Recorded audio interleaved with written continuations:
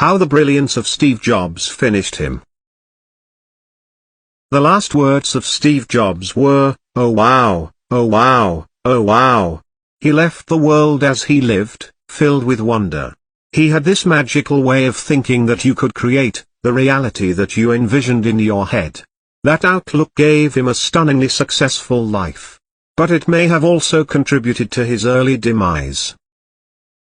Young Steve began dabbling in electronics, but he was far less interested in school. A fourth-grade teacher tried to cure his boredom by reportedly bribing him with candy and $5 of her own bills to get him to finish his schoolwork. He attended Homestead High School, where a friend introduced him to Steve Wozniak, who graduated a few years earlier.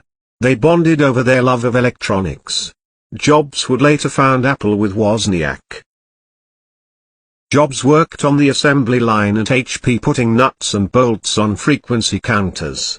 After he graduated high school and went to college, he mentioned his HP experience on his application for a campus job, though he misspelled Hewlett-Packard. Jobs famously dropped out of the liberal arts school in Oregon after one semester transformative years at Reed College because he didn't like the required classes.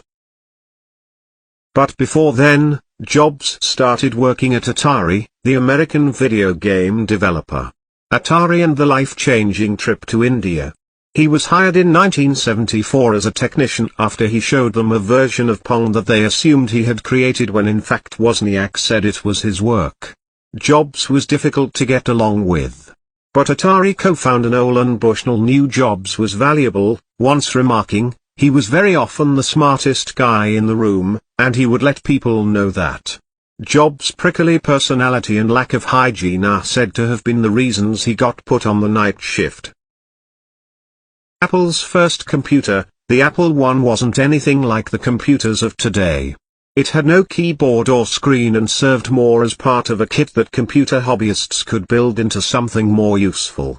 Wozniak continued to mold it into something better, and the following year, they unveiled the Apple II, a personal computer aimed at the consumer market. It could be taken home, plugged in, and used. The Apple II became the symbol of the personal computing revolution. Over the next 3 years, Apple's annual sales ballooned from $775,000 to $118 million, and so did Jobs' net worth. Apple launched the Macintosh in 1984. He was in charge of the Macintosh division, and when the expensive original version didn't sell as well as he expected, he told CEO John Sculley to lower the price and spend more on advertising. Jobs was forced out of Apple. When he resigned, he took 5 employees with him to form a new company. In 1986, he also invested some of his wealth by acquiring the computer graphics division of George Lucas Special Effects Company, renamed Pixar. Returned to Apple in 1997, it was 90 days away from bankruptcy because it failed to innovate.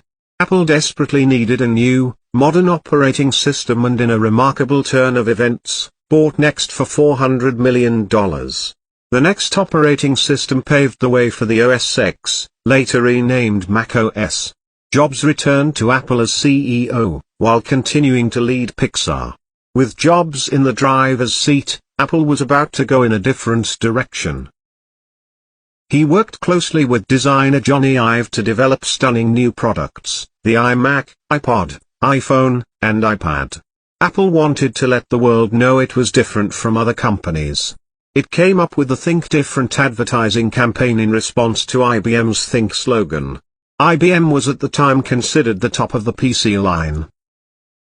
He met his wife, Loren Powell, when she was an MBA student at Stanford, where he gave a lecture in 1989. They married 2 years later and had 3 children together. Despite his difficult personality, employees concede that there's no way Apple could have completely turned around its business without Jobs. And his genius continued to flourish. He started to get kidney stones. When Jobs had a CAT scan for kidney stones one day in 2003, doctors saw a shadow on his pancreas. It turned out to be a neuroendocrine tumor, a very rare form of pancreatic cancer that is often treatable with surgery. Unlike the common form of pancreatic cancer, survival is measured in years if not decades. He refused to undergo surgery for 9 months, and later regretted his decision as his health declined. Jobs initially opted for alternative treatments such as acupuncture, dietary supplements, and juices instead of potentially life-saving surgery. As his condition worsened, he had part of his pancreas removed, which bought him some time but wasn't enough to eradicate the disease. In January 2009, he took a 6-month medical leave of absence to focus on his health. That April, he had a liver transplant. Tim Cook became acting CEO of Apple, with Jobs still involved with major strategic decisions. For the next 2 years, he continued working off and on. Then on August 24, 2011, he resigned as CEO. Steve Jobs believed that his intuition and curiosity would guide him down the right path.